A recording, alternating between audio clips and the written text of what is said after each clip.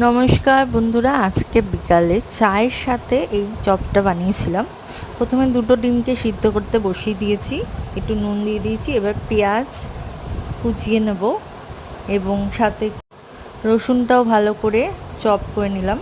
এবার ডিমটাকে সিদ্ধ করে একটু ঘষে নিয়েছি, এর সাথে পেঁয়াজ কুচি আর রসুন কুচি এগুলো দিয়ে দিলাম।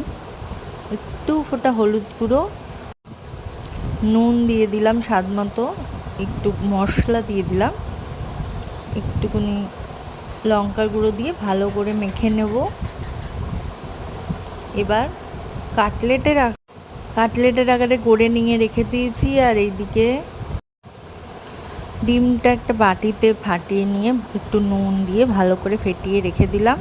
এবার কাটলেটগুলোকে ডিমের চুবিয়ে এদিকে একটা প্লেটের মধ্যে আমি সিমুইয়ের মধ্যে ভালো করে কোট করে নিয়েছি। ওইদিকে তেলটাও আমি গরম করতে রেখে দিয়েছিলাম, মিডিয়াম ফ্লেমে দিয়ে দিলাম।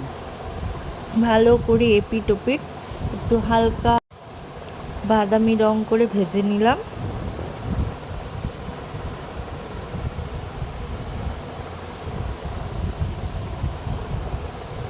ভাজা মোটামুটি হয়েই এসছে।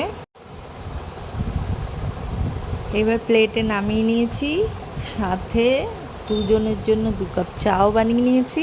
কেমন হয়েছে রেসিপিটা? তোমাদের ভালো লাগলে অবশ্যই লাইক শেয়ার কমেন্ট করে আমার চ্যানেলটাকে সাবস্ক্রাইব করে